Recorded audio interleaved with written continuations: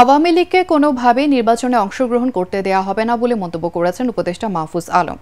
চাঁদপুর হাজীগঞ্জ বাজারে ছাত্র জনতার সাথে মতবিনিময় শেষে তিনি এই কথা বলেন। মাহফুজ আরও বলেন, দেশে আর কখনোই ফ্যাসিবাদ শাসন ও দিল্লির রাজত্ব চলবে না। দিল্লির আশ্রয়ে যারা চোখ রাঙানি দেখাবে তাদেরও কঠোর হাতে দমন করা হবে বলে হুঁশিয়ারি উচ্চারণ করেন উপদেষ্টা। এ সময় দেশে সেনা শাসনের প্রয়োজন নেই বলেও উল্লেখ করেন উপদেষ্টা মাহফুজ। আরও জানাচ্ছেন জাহিদুল আলম।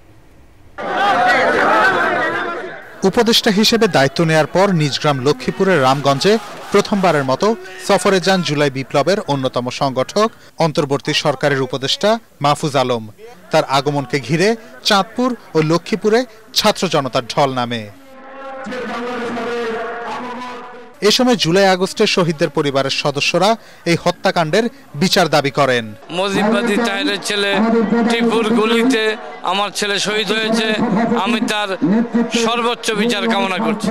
ওনার কাছে দাবি একটাই, আমাদের ছেলের যারা শহীদ হয়েছে প্রত্যেকটা শহীদের যেন সুষ্ঠু বিচার হয়, তাদের যেন ফাঁসি হয়। উপদেষ্টা মাহফুজ আলম বলেন, যারা দিল্লির প্রেসক্রিপশনে চলবে তাদের শক্ত হাতে দমন করা হবে। আমরা শেখ মুজিব শেখ হাসিনার শাসন আর বাংলাদেশে চাই না। আমরা বাংলাদেশে আওয়ামী লীগের সেই ফ্যাসিবাদী ব্যবস্থা আর চাই না। আমরা চাই বাংলাদেশ পন্থীদের হাতে থাকবে। বাংলাদেশে দিল্লি পন্থীদের কোনো স্থান আর হবে না। সঠিক প্যাড আর সঠিক তথ্য দিয়ে এসব সামলে নিব এক হয়ে। Monalisa sanitary napkin. এর আগে সকালে লক্ষ্মীপুরের রামগঞ্জে যাওয়ার পথে চাঁদপুরের হাজীগঞ্জ বাজারে যাত্রা বিরতি দেন মাহফুজ আলম।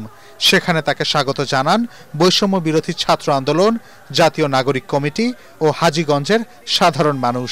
এ সময় উপদেষ্টা মাহফুজ আলম বলেন, দেশে আর ভারতপন্থীদের জায়গা হবে না। জাহিদুল আলম, এটিএন বাংলা।